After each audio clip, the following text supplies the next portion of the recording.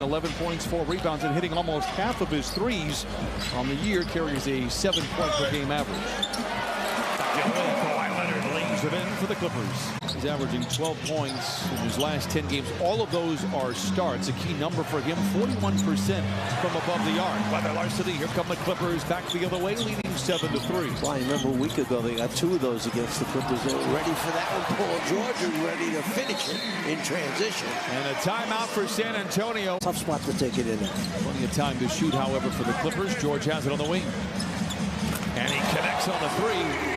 Keldon Johnson tries to go to work on Leonard, puts up a tough shot of his own, and Terrence Mann is there to clear it away. Now he can push the ball, pitch it ahead. He got the defense spread out.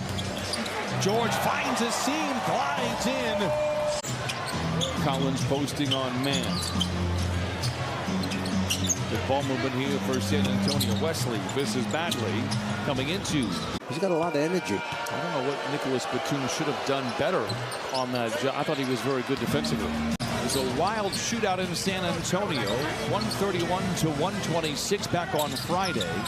Jackson for 3 in the late shot clock. No, long shot, long rebound. Chicago, Milwaukee, and then Knicks and Nets for the Clippers. George lets it fly. Boy, he's got some talent.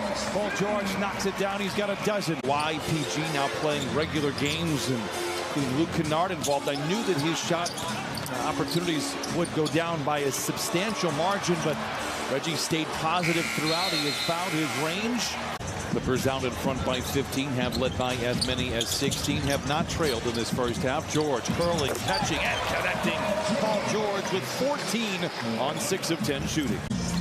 George taking on Keldon Johnson, turns the corner from 20. And Paul George now with 6. 2:40 remain in the first half. George for 3. I'll tell you what, if we give him an inch, he's taking the shot. At 88 years old, still doing games, still doesn't miss a beat. And we talked about the ABA days when he was coaching the Kentucky Spurs. We see PG stick the arm in, the steal, and the emphasis at the end. And we talked about the ABA days when he was coaching the Kentucky Spurs. We see PG stick the arm in, the steal, and the emphasis at the end. Who knew he was Dutch? The windmill by George. Well, I'll be very honest. Even if the Clippers were healthy all year, I didn't think you would see the best version of the Clippers until January. As Covington knocks down a 3. That face that jumper dead. George to the rim, whistle, count the basket, and send him to the line for the old-fashioned three-point play. I think he was explaining his version of what a continuation is versus the officials, and may not have been quite the same. Made his move along the baseline, still able to convert. George finds Kennard, open for 3, lets it fly.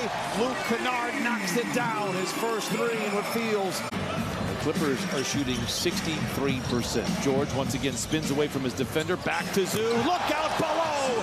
Rattles the street lamps out on Figueroa. Ivica Zubac puts the Clippers out in front, 93-64. George gets a bone-crushing screen set by Zoo. Rewards the big fella for the flush.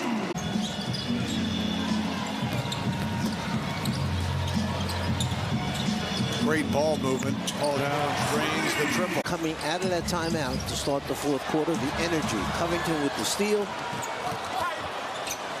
Powell is alone in the corner for 3. It's good. 110-81. Defender goes by, move to your left 1 step, wide open. Collins goes to work on George, loses the ball, and the Spurs kind of coming undone here. Playing the 2 start for the Clippers here in the 4th. Reggie inside lays it in. It's an 11-2 run to open up the frame, and the Clippers have their largest lead of the game, 115-83. The league's a better place when he is in it.